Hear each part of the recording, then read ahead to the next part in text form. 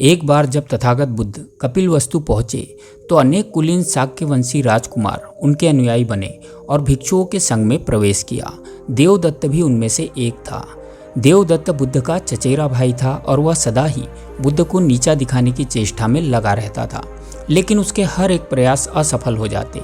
अन्य कई शाक्यों की तरह ही देवदत्त ने भी बुद्ध के भिक्षु संघ में प्रवेश किया, लेकिन वहां भी वह तथागत बुद्ध के प्रति घृणा रखता और सदैव उनसे अप्रसन्न रहता था। उसने भिक्षुओं को भी बुद्ध से विमुख करने की काफ़ी कोशिश की और संघ में रहते हुए उसने अपने कई प्रशंसक भी बना लिए।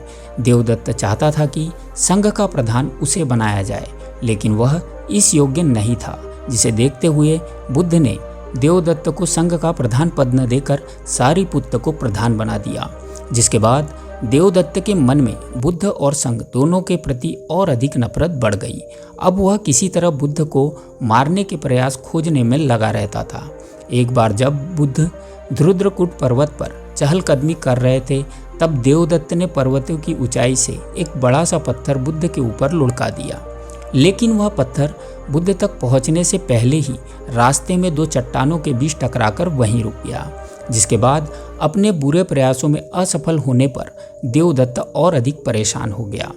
इस बार बुद्ध को मारने की उसने दूसरी योजना बनाई और वह जा पहुंचा मगध सम्राट अजातशत्रु के पास। देवदत्त के अनेकों प्रशंसकों में से अजातशत्रु भी एक थे। उसने अजातशत्रु से आग्रह कर मदद के तौर पर कुछ व्यक्ति मांगे जो उसका कोई भी काम कर सके और उसका हर एक बात का कहना माने। देवदत्त की दुष्ट योजना से अनजान अजातशत्रु ने कुछ लोगों को देवदत्त के साथ जाने को कहा। उन लोगों को देवदत्त ने सही समय पाकर बुद्ध की हत्या करने के लिए भेज दिया, लेकिन वे सब भी बुद्ध के व्यक्तित्व से प्रभावित होकर वापस लौट आए और देवदत्त से कहा कि हम बुद्ध को मारने में असमर्थ हैं। इसके बाद तो देवदत्त के क्रोध की सीमा ही न रही। वह मन ही मन और अधिक तपने लगा और अगली बार उसने बुद्ध को मारने के लिए एक विशाल हाथी नालगिरी का इस्तेमाल किया, जो कि एक विशाल आक्रामक नर हत्यारा हाथी था।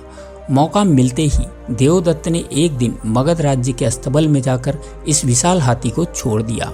उसने नालगिरी को शराब पिलाकर बुद्ध के आगमन मार्ग पर भेज दिया। नशे में चूर मदमस्त हाथी सड़क पर तबाही मचाते जा रहा था। नालगिरी रास्ते में पड़े सामानों को तोड़ देता और जो कोई भी उसके सामने आता वह उसे कुचल देता। नालगिरी के आने से सड़कों पर खलबली मच गई।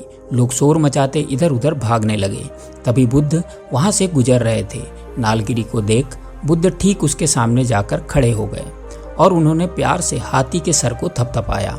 बुद्ध के स्पर्श से नालगिरी शांत हो गया और बुद्ध के सामने घुटने टेक कर बैठ गया। यह सब देखकर वहां मौजूद लोग आश्चर्यचकित रह गए। देवदत्त ने बुद्ध की हत्या के लिए कुछ धनुष्मान धारियों को भी भेजा था, लेकिन इसमें भी वह असफल रहा। जब लोगों को उसके इस दुष्ट कृत्यों की जानकारी हुई तो जनता ने उसका सारा लाभ-यश बंद कर दिया। राजा अजातशत्रु ने भी उससे मिलना जुलना बंद कर उससे दूरी बना ली।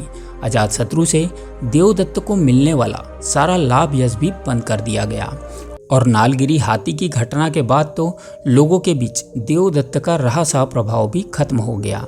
अपनी करतूतों से अप्रिय बन जाने के कारण देवदत्त को तत्काल मगध छोड़कर भागना पड़ा। बुद्ध कहते हैं, क्रोध जलते हुए कोयले के समान है, जिसमें व्यक्ति स्वयं जलता है और उसका विवेक नष्ट हो जाता है। देवदत्त के साथ भी कुछ ऐसा ही हुआ। बुद्ध के प्रति मन में पाले हुए घृणा और क्रोध की भावना ही देवदत्त के पतन का कारण बनी। इसलिए कहा जाता है, सत्यमेव जयते, केवल और केवल सत्य की ही विजय होती है।